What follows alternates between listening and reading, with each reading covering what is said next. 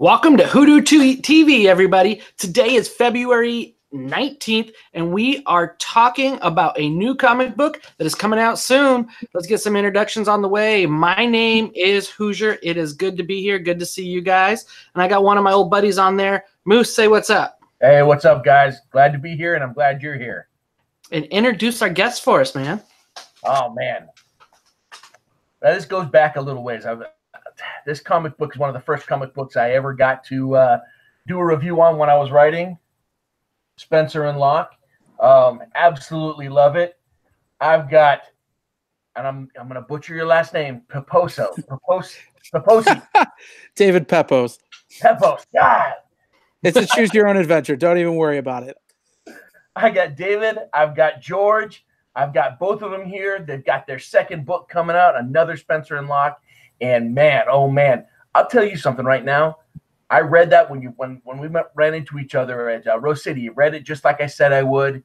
I put it away. I haven't touched it because, like I was telling Hoosier earlier, I want that experience all over again. I want to be able to pick it up fresh, read it. It's gone from my mind. I want it fresh, so I get to experience it twice. But welcome to the show, guys. Welcome to the show. Thanks so much for having us. We're really glad to be here. Yeah, thank you so much. Right. So, yeah, we got David Pepose, and he's the writer of Spencer and Locke by Action Labs Unlimited. What is that? Danger Zone. Danger Zone. Action Labs Danger Zone. And George Santiago Jr., the artist of the book as well. Thanks. Glad you guys are on here, man. Yeah, thank you for having us. So Spencer and Locke #1 was a Eisner-nominated book, did very well. Everybody loved it. Some people that may not have read that book, tell us a little bit about what it was. Sure. Well, the easy elevator pitch for Spencer and Locke is what if Calvin and Hobbes grew up in Sin City? It's about a hard-boiled cop whose partner is his childhood imaginary friend. It's a little True Detective. It's a little Fight Club. It's 100% a love letter to classic Bill Watterson and Frank Miller. We were really just kind of blown away by the response for our first series. We were optioned for a film. We were received 5 Ringo Award nominations, and we were just really excited to bring it back for Volume 2. We're taking the Fables approach this time, so no comic strip is safe. We're doing Calvin and Hobbes versus Beetle Bailey for our second arc. Awesome. Yeah, it's going to be. This is our Empire Strikes Back. And I don't invoke that lightly. George and I are taking some really big swings with this book, and I'm really excited with how it's turned out so far. That's awesome. And George, when David came to you and pitched this to you, what were you thinking? When David approached me, I was on my way out of grad school. I was getting my master's degree from the Savannah College of Art and Design, and at that point, I had mostly been drawing comics just by myself, like writing and drawing and doing everything myself. And so I wasn't sure if I would even have a future much in the comic book industry, just because a lot of my friends already had sort of like comic book work coming out of school. And so, yeah, so David approached me and sent me an email about this idea. And it's immediately like the pitch it started making me think about sort of the visual possibilities of this mashup. Like I like taking genres and sort of twisting them around and seeing like what makes this work. How can we play around with this? And so Spencer and Locke really does sort of it's that good like the chocolate and the peanut butter together kind of thing. And so yeah, I was like, okay, this could be fun. Like, especially because, like, yeah, in a lot of really good crime stories, there's the unreliable narrator. Well, what if the unreliable narrator has an imaginary friend who's his partner? Like, that's awesome. It's like if Memento was a buddy cop film. Yeah, Memento is like my favorite movie. So that was a huge inspiration for the series too. Nice. Yeah. What else are you pulling from, David? Yeah, well, so a lot of things. Let's see. There's besides Bill Watterson and Frank Miller, there's Ed Brubaker and Sean Phillips on Criminal. There's Afterlife with Archie. Those 2 books in particular kind of showed those both played around with the Archie archetypes, Criminal, Last of the Innocent in particular. And you got to see, there's like a flexibility to these sort of all-American icons that you wouldn't expect. And what else could you kind of what other properties could you kind of twist around with? But there's also books like Warren Ellis and Declan Shalvey's run on Moon Knight. There's Devin Grayson and Roger Robinson on Batman Gotham Knights. That's like an oldie but a goodie for me. I even looked to Brendan Fletcher, Cameron Stewart, and Babs Tarr on Batgirl, just because I love the way they paced each issue. But we drew on a lot of different stuff, and like George was saying, Memento, and for our sequel, we're drawing on The Dark Knight a lot. It's just we're putting a lot of like our childhood influences and stuff that we like as adults. We're throwing it in a blender and just sort of seeing what pops out. So I had a question for you. It's kind of for both of you. David, did you have an idea of what you wanted these characters to look like, and did you relay that to George, or did George send you something and you said, yes, that's what I want? So the answer to both is yes, because I had an idea and it was totally wrong. I'm so glad that George had a better idea than what I had. I actually had flipped the body types when I had written the script for the first issue. And so I kind of imagined Locke to be kind of this bigger, buffer guy, and Spencer to be kind of this scrawny little conscience following him around. And George, I'll let you take it from here, but he was much smarter about it, and he had some better ideas of his own. Well, what I wanted to do, like by sort of having Spencer be the more muscular, the more like ripped of the two, was it served a couple of purposes. One, it really shows how I think weak Locke feels. Like as a kid, he was abused and he was taken advantage of, and so when you're that weak, you would, if Spencer is created in order to protect him, he would make someone stronger than him. And so it made sense to me that he would have this sort of hulking 7-foot-tall panther, because in his mind, like, this will keep me safe. And also, I think it adds like a bit of like dramatic irony to the world, because Locke is going into a lot of these places like by himself, but he has no idea the danger he's putting himself in by being like, oh, I'm gonna go into this club filled with baddies, or I'm gonna fight my way through this warehouse full of people. But don't worry, I've got my back, right, guy? Yeah. Yeah. And so like it adds, I think, like another element of danger to the book, to have Spencer be the more physically imposing character, and for Locke to rely on him so much, because he's really only as real as Locke believes him to be. But and I think we'll see probably in issue 2 is that, like, Spencer might not be, he can't really rely on Spencer like a lot of the time. But I'm not going to say too much. But yeah. Now you guys all. Oh, go ahead, Hoosier. Go ahead. Oh, no, go ahead, Chris. Oh, I was just say, you guys touch on a lot of touchy subjects, childhood abuse. Especially that opening panel, that first panel that I read, where it is Calvin and Hobbes through and through, until you get down to the end where he gets the physical fist beat down from his mother. You touch on abuse. You touch on self-protection. Basically, a child killing one of his parents. Actually, really killing both of them. Spoiler alert. Yeah. I mean, you touch on a lot of these things. George, when you first read the script, what were your thoughts?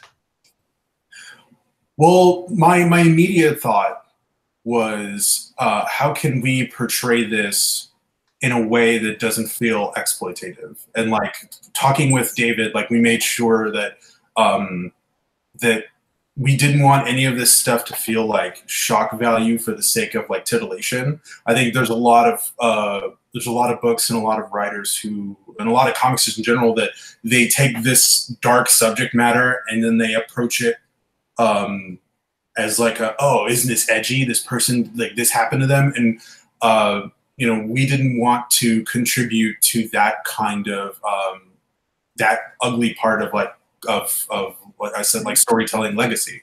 And so it was important that we portrayed those moments like seriously, like with the attitude that this is awful, this happened to this person, but we weren't trying to be like sort of like sensational about it. Like we weren't trying to be like the TMZ approach to to when bad things happen to people.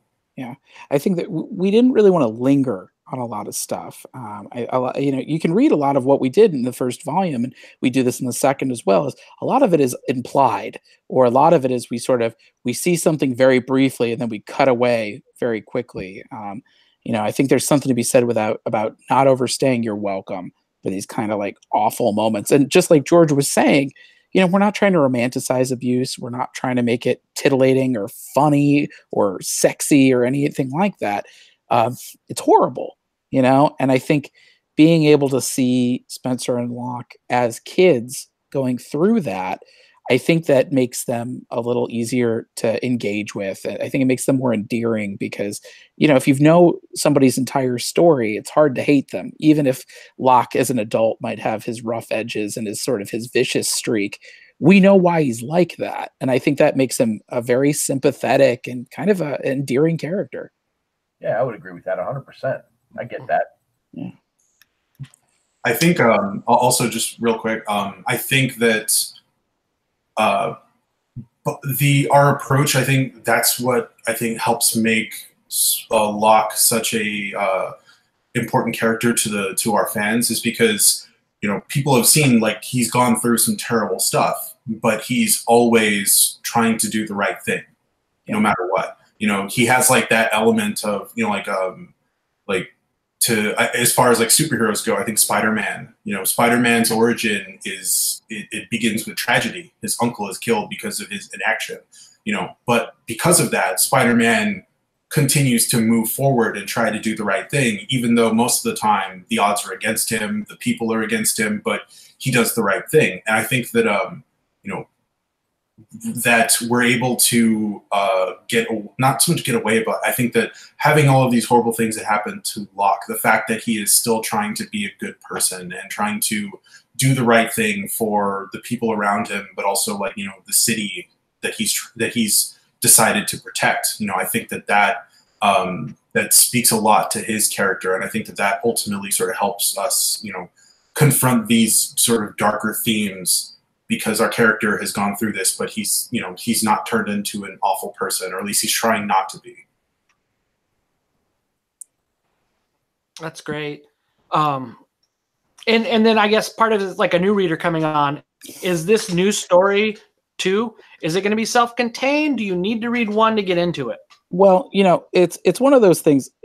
We actually are including a recap in our inside front cover of the first issue. So if you haven't read it, you can still follow it. But it's one of those things like you wouldn't want to jump into The Dark Knight or Empire Strikes Back as that being the first chapter you see.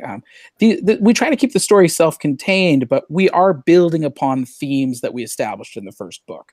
And there's certain sort of tropes in terms of action, the action genre, that we're able to kind of subvert and interrogate in our sequel. There's a lot of things that we introduced in volume 1 that people sort of took for granted that, oh, this is the right thing. And here we get to kind of twist the knife a little and say, maybe it isn't. We start our sequel with Locke's been benched by internal affairs. And it's because, in the first arc, he started a catastrophic car chase and he left a warehouse full of dead henchmen. And you don't do that without somebody calling you out for it. Even if you're doing it for the greater good, you leave a body count like that and there's going to be consequences. And so that's really that's a big theme for our sequel in general, is consequences. And so, it's, thankfully we write, we tell our story pretty tightly. I think, our first arc is just 4 issues. You can get it the trade, or you can read it on Comixology Unlimited. I would strongly suggest that people read it just so they can get the full effect. But at the same time, we're not sort of doing oh, editor's note, you have to remember issue 3 of the last arc. No, it's more of, we do try to establish as much or imply as much exposition as we can. And we try to tell the story with as minimum of drag as possible. So you don't need to know every little Easter egg. You don't need to know every little bit of Locke's past. The more you know, the more satisfying the story is. But I think it'll still be a very satisfying story, even if somebody goes in cold. That's awesome. And those of you who are watching, if you want to get volume 1, links down below. We have a link to volume 1 down below. Check that out, because if you pre-order now for April, you'll get it and you'll be all set for when number 1 of part 2 comes out. That's right. And then it looks like we have a question on the live chat. It is Gun Wild. How did Beetle Bailey manage to live on a military base through like 3 wars without ever being deployed and seeing action? Well, that's kind of our story for Roach, is that, he sees action. He sees action very, very quickly. He sees action on the very first page of the book, and it's not like good action. It's horrible, horrifying action. Roach is the sole survivor of his platoon, and we watch that platoon get mowed down on our very first page. That's going to be kind of like a lot of what our sequel delves into, is that he's kind of had his mind twisted. He saw something during his captivity, and it really changed him. I'd argue he's sort of sustained just as much pain and suffering as Spencer and Locke, but he's done so over a much more accelerated time frame. And sort of Spencer and Locke, despite their kind of unorthodox coping habits, they've had a lifetime to grapple with their pain. What happens to somebody who he gets a lifetime's worth of pain in a month or 6 months or 9 months? And he's sort of come out the other side with some very twisted philosophies on the meaning of pain and suffering. And he's sort of come back to spread the good word with as many people as possible. Oh, man. And then I had that image up, or I have it up right now. That splash page. George, good job. That's beautiful, man. That's awesome. Yeah, that one took it took a while to draw, but that was a lot of fun. And what else can we expect from what did you say, Roach? Roach, yeah. Roach, we're going to learn a lot about him as the story progresses. The same way that we sort of saw these snapshots of Locke's life, Locke's childhood in our first volume. We're opening every issue with a flashback of what happened to Roach, which is kind of a cool way to get inside our villain's head a little bit, even though it's still a lot of it's through implication. And a lot of that is sort of almost like a Rorschach test. It's sort of, you get to kind of imbue the kind of meaning that you want to see in the character. In a lot of ways, Heath Ledger's Joker was a huge influence. I say it's if the Joker had survived the events of the Deer Hunter. But I wrote this before Infinity War came out, but I see a lot of parallels to that in terms of Thanos' journey and sort of Thanos being kind of the stealth protagonist of Infinity War. I consider Roach to be a co-lead for this series. He really gets, if it's not a 50-50 split, he certainly comes close. He gets all the cool one-liners, all kind of the most fun moments. And I think at the end of the day, he comes from this place of sort of true bleakness and nihilism. And Locke, by having invented his own best friend, he ultimately comes from a place of hope. And so I think that fight, it's just as much a war of ideas as it is a physical conflict. And that's kind of the major struggle that Spencer and Locke are going to have to deal with in this sequel. That's great. Is number 3 already in the works? Well, it all depends on if we have enough, if there's enough interest. I would very much like there to be. I have ideas for what a 3 would be. I've talked to George about it. But it all depends. I mean, Action Lab has told us as long as our sales are not in the toilet, they would be interested in doing a volume 3. Nice. And I will say, I think once people finish volume 2, they're going to want more adventures with these guys. So that's why pre-orders, to be honest, are more important now than they ever were for our first arc, because that's how much I want to see a volume 3 get made. Without spoiling anything, there's an iconic strip or 2 that we're saving, and it's just in case we get a volume 3. If you think what we do to Beetle Bailey was wild, just wait till you see what else is coming down the pipeline, both in volume 2 and maybe beyond. Peanuts are going down. That Lucy, she's in trouble. Yeah, right. That's awesome. And I don't know, is there anything more that we're missing on this? I mean, what What are Yeah, well, I will say one thing I'm really excited about for the sequel. We're expanding our supporting cast a bit. Our first story was a very kind of tight, intimate family drama in a way. We really dealt with Locke and his immediate family and just sort of the people closest to his orbit. Volume 2, no comic strip is safe. We get to explore a much wider universe. And so we get to see our riffs on Brenda Starr, on High and Lois, on Marmaduke, on Hagar the Horrible, on so many other characters. And on top of that, we get to sort of expand, the role of women and people of color in Locke's life, because that's something that our cast was so small last time, and due to sort of the tone and subject matter, any representation we had would have been like terrible, bad representation, which is like the opposite of what we want. So here, for example, Melinda Mercury, who's going to be Locke's new love interest, she's our riff on Brenda Starr.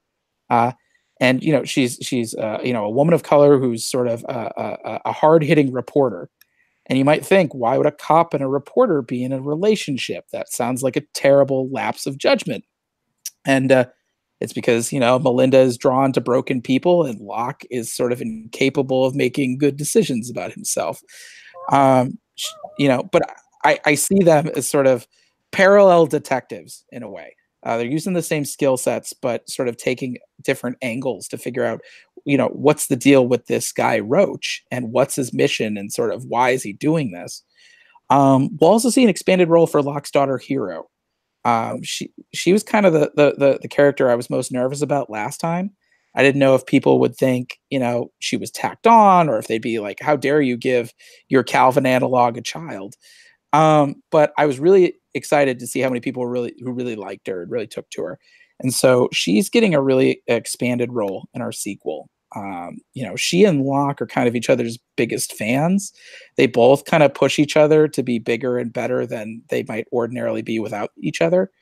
And Hero she really graduates from just being the hostage.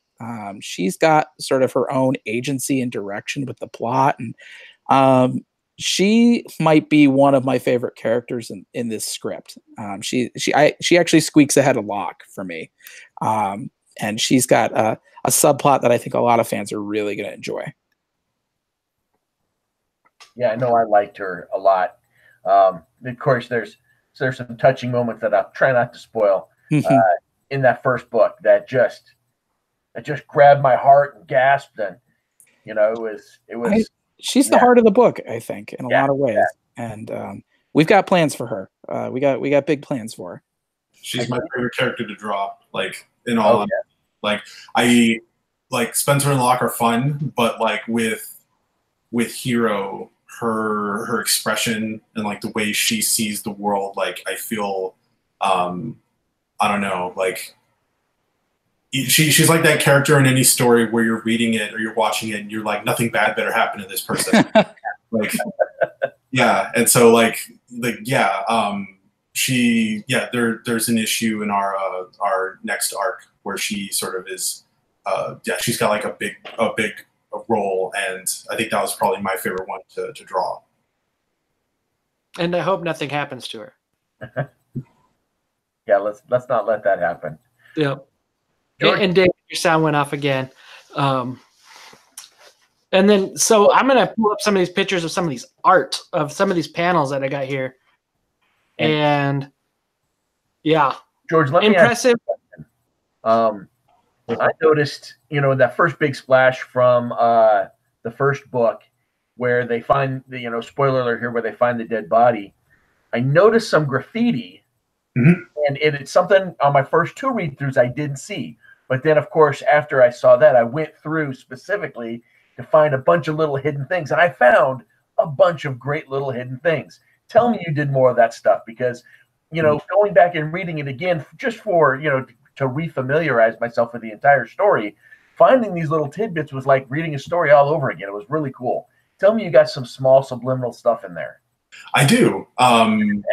Yeah, in the first arc, a lot of the references were they were things I put in because they were things that I was like the one you're talking about, the war children. That was, as I was working on that page, I had like a Spencer and Locke sort of playlist that I put together with music, and one of the songs was "Give Me Shelter" by the Rolling Stones. And like when I was drawing that page, like that song came up, and I hit repeat on it, and so yeah. So like a lot of the references in the first volume a lot of it was like me trying to sort of like feel out this world, and also just like sort of put in things that were expressive of like my own sort of interests at the time. But in the second volume, the references are a lot more. It's actually a lot more based on sort of like popular imagery, or like things that I grew up watching or reading that I feel like had tonally some like sort of congruent parallels to Spencer and Locke. Like I think like, so here's one I can give a clue to, is that every person's gun, like in Spencer and Locke, there's a reason for why I chose those specific guns. Like in the first volume, like Locke just has a Beretta because I was like, okay, well, this is like a sort of a standard issue gun. Well, he's not, you know, he's on his own. So what gun is he going to be using? He's going to have something that speaks more to his personality. And so I chose a gun based off of something that I love, because I felt that this makes sense for the world and what's going on. There's another gun that appears. Yeah, it's a lot of guns. There's also I also tried to do like, not so much like I tried to do references to even amongst the characters. Like I talked about this like sort of recently, but like for example, like Locke has his scar over his right eye, and because Spencer is sort of a reflection of Locke and like what he sees as Locke's best qualities, so his left eye is a button eye, you know. So when they're facing, you know, they're reflections of each other. And so I tried to take that kind of imagery and that kind of those visuals, and I tried to double down on it and try to help like make those tell the story. I think by issue 4, I think we'll see some stuff or I think people will see some of the themes from even Spencer and Locke 1 that we got started with. Like it'll sort of all kind of come together. And I'm also debating putting out like a sort of like a little scavenger hunt list, just to sort of give people some clues, like in order to be like, oh, here's this thing you could look for, like, oh, like, or like, oh, like a reference to this, and you'll see if people find it. Because there's a lot of ones that I think people might have missed, like, because there's the in issue 2 of volume 1, there's the strip club, and there's some auspicious posters on the front of the club. Not too many people have really like commented on those, but that is a thing. You know, I briefly looked at them, but I didn't dive too much into too much meaning. But I did take note of those. I know exactly what you're talking about. Yeah, that's probably for the best. Now I got to get into that. Oh, and then we have another one of the viewers, Gone Wild again. He says, you know, he said he noticed the war children on page 3, but then he asked, how did you decide which philosophers' names to sub in for the leads?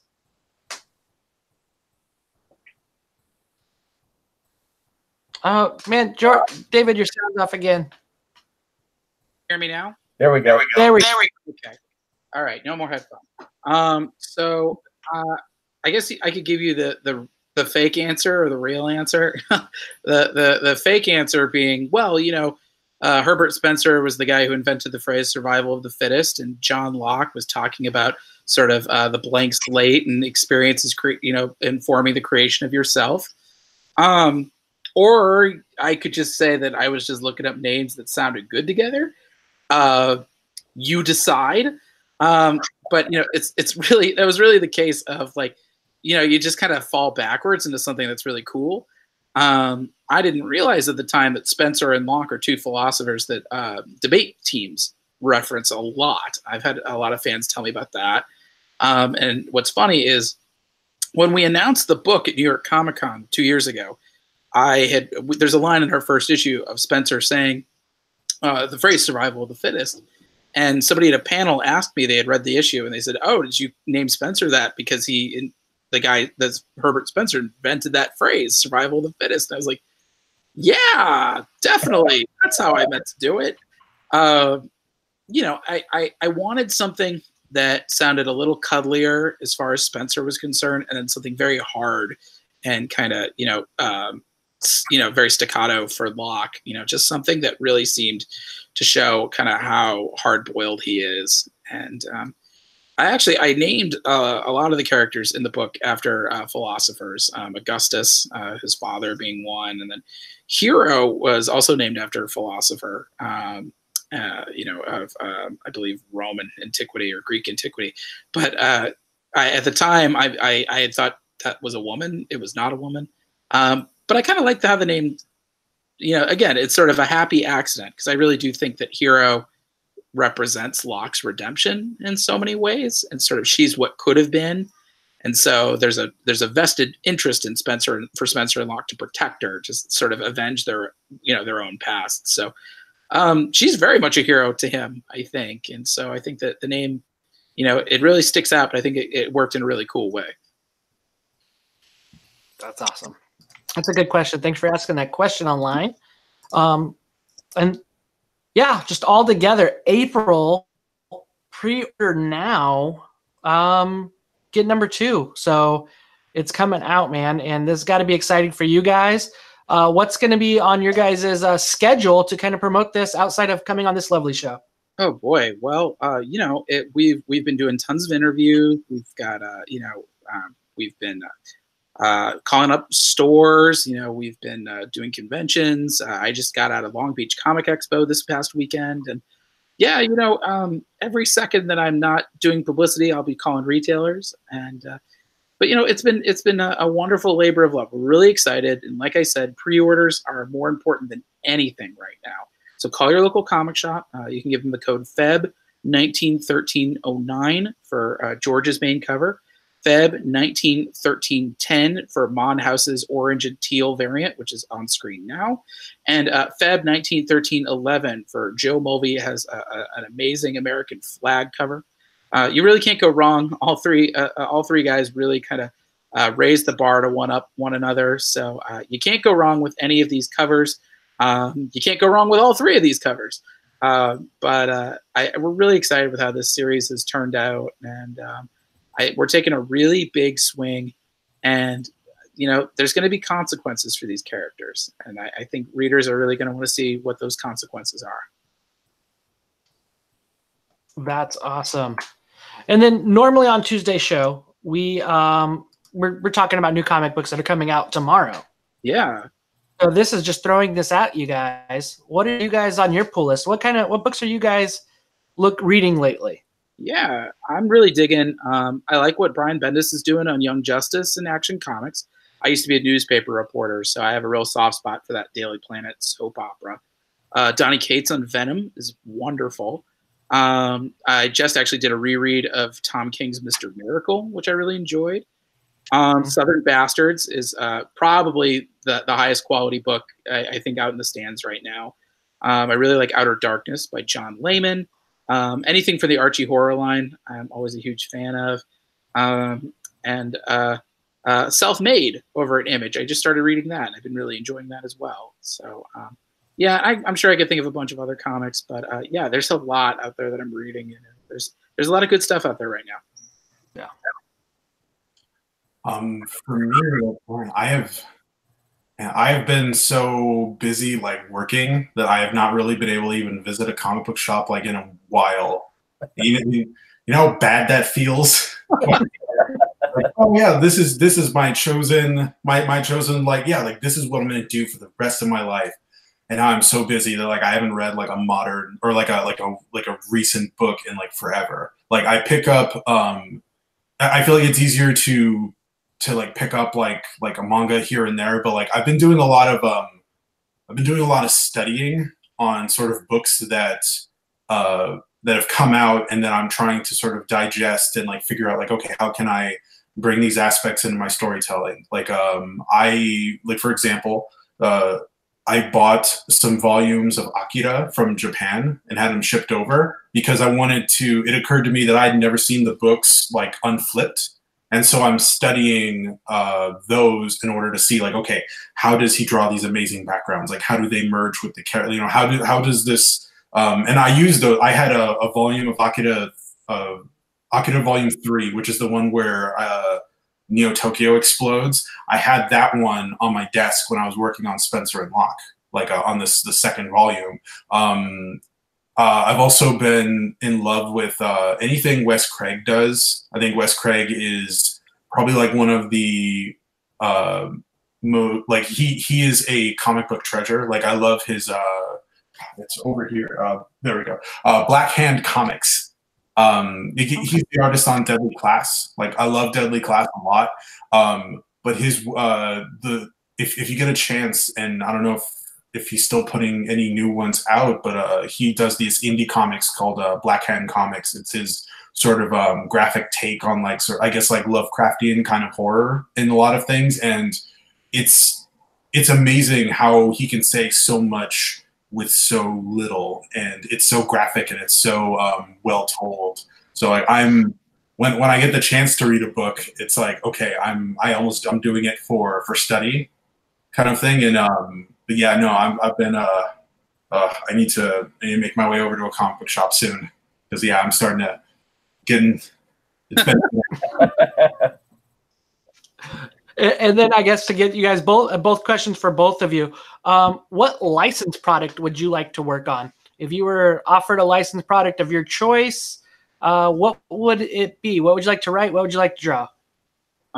Well, not including the big two, because I mean, my cheat would be Avengers or Justice League, or I guess Captain Marvel or Shazam. Outside of the big two, it either would be Captain Planet or Inspector Gadget. Ooh. I can see the Don Cheadle Captain Planet, like. Well, what? Yeah, the Don Cheadle. Yeah, that one especially. Turn you into a tree. Yeah, I have a widescreen blockbuster take on Captain Planet that would make your toes curl. And meanwhile, I would love to do like the Spencer and Locke take on like Inspector Gadget, like just like if it was Inspector Gadget like circa Blade Runner or something like that. Be Blade Runner meets Memory of a Killer. It would be like super cool, just like wild, like yeah, I'd be super into that. But yeah, I'm sure cool. Let me do that. The Jetsons. Yeah, I do the Jetsons too. Awesome. Jetsons. Call me DC.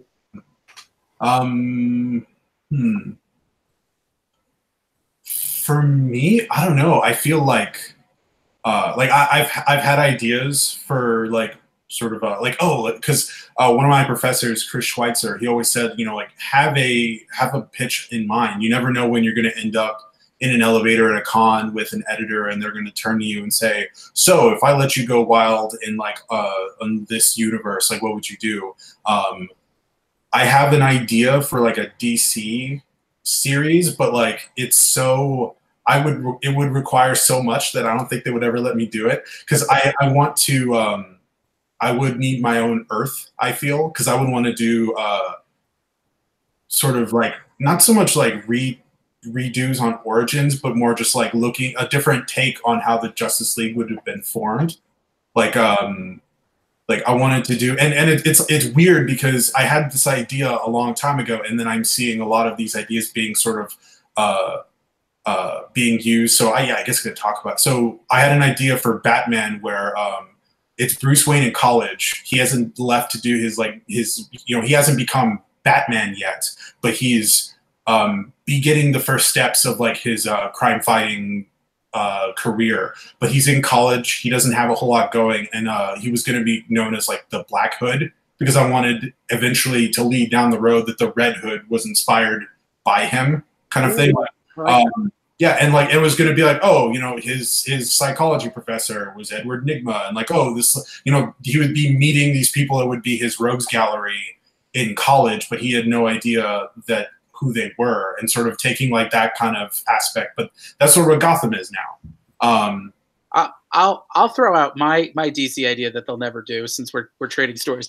I really want to do that the DC universe, basically the discovery of aliens was a Green Lantern crashing in Roswell, and they've been spending all this time trying to reverse engineer the ring, and they've created an imperfect version of it, and it's called the Firestorm Matrix.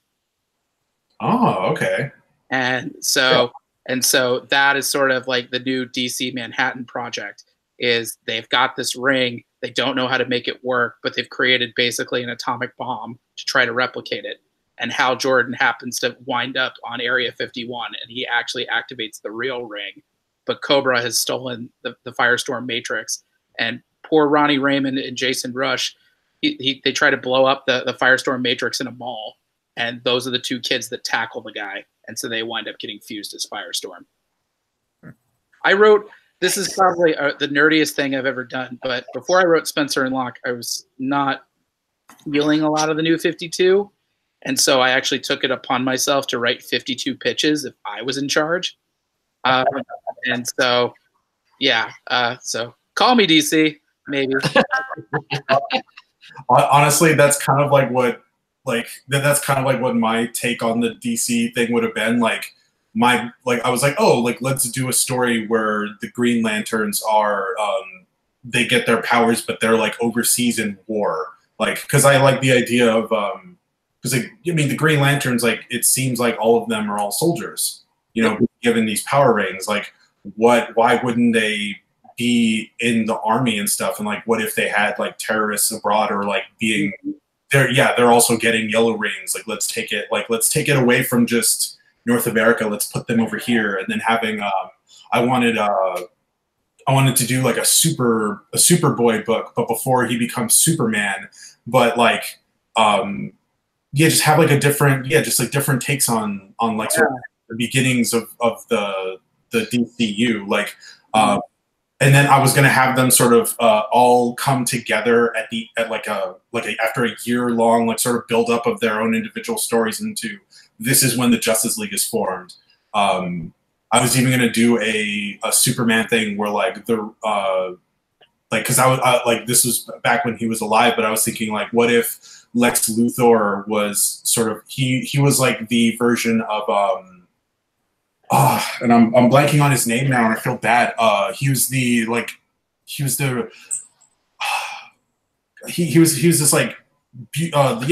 the scientist who was in a wheelchair, and I feel bad because I can't remember his name. Well, Calder?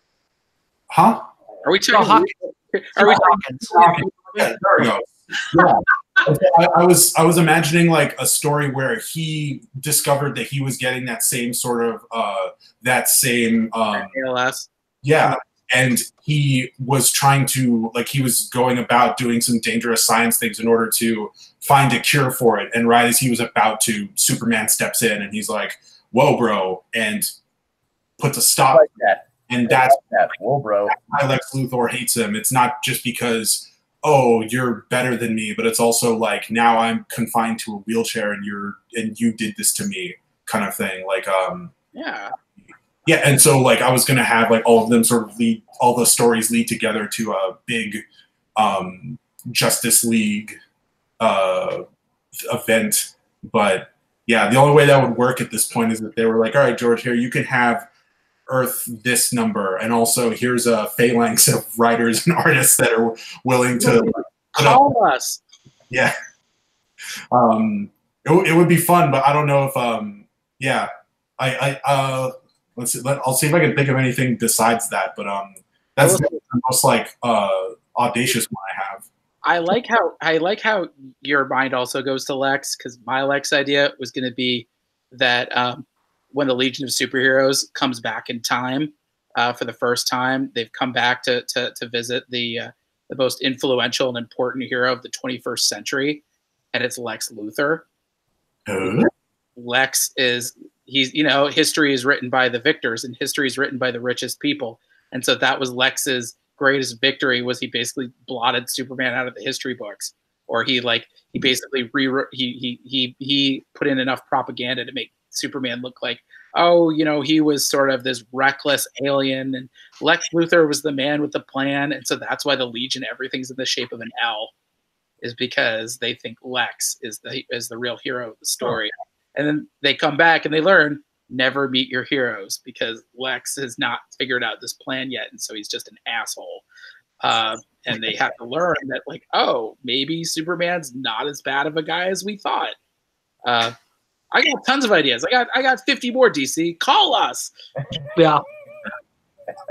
I even had an idea for like a Spider-Man story where like Norman Osborn got a hold of like the Carnage symbiote, and I'm like, man, wouldn't that be terrible? They just did it. I just saw that. Like, I was like, oh. You're like, man. Yeah, that's an idea I've been sitting on for like since before I moved to Atlanta. So for like 8 years, I've been like, oh man, when I get my chance, like, oh. Someday.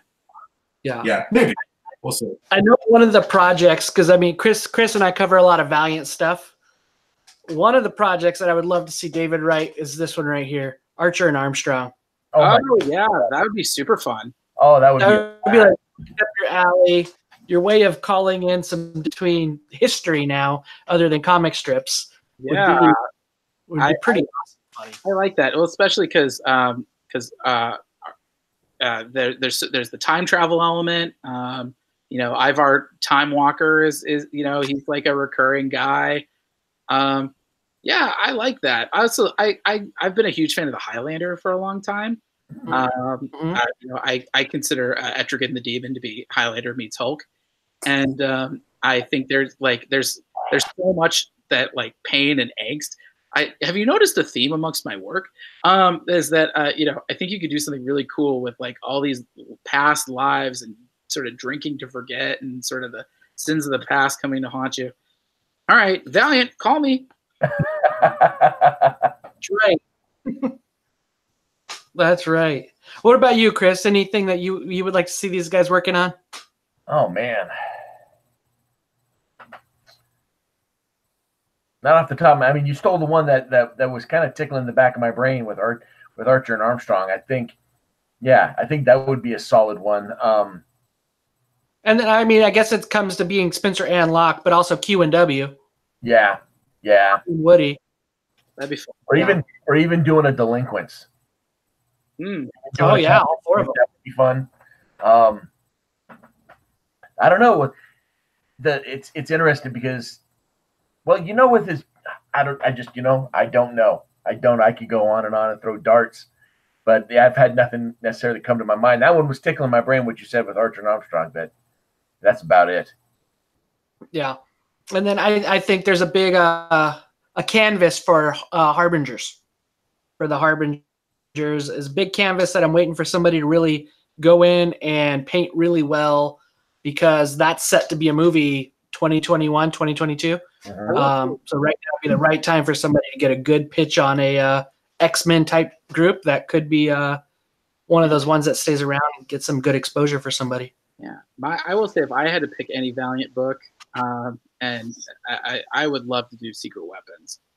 I really love that team and that group, and I think there's some really cool, interesting things to say there. Because they're sort of, I think they're the really accessible heroes to me in the Valiant universe, and they're kind of the ones who, like, they didn't ask to be superheroes, and they certainly don't have the powers to be superheroes, and yet they managed to somehow be superheroes. And I don't know, there's something really kind of cool about that. I dig those characters a lot. Yeah. Well, I'm going to get this going, guys. And again, make sure you're checking them out at your comic book shops. Make sure you're going on and pre-ordering this. And what was that code again to tell your shop? Yeah, you can give them the code FEB191309 for George's cover, FEB191310 for Mon House's orange and teal cover on screen right now, and FEB191311 for Joe Mulvey's American flag cover. They're all terrific. They're all $3.99. They are all the same price, so you really can't go wrong with any or all of them. Indeed. Make sure you check that out. And there's also a link down below for the first volume, or pick it up at your LCS and be asking for these guys' work, man. You guys are going to appreciate it, and you'll laugh, you'll cry, and you'll probably laugh so hard you will poop your pants. So yeah, I hope you guys enjoy it. Thanks for having George, David, appreciate you guys for jumping on. Thanks, guys. Yeah, thank you for having us.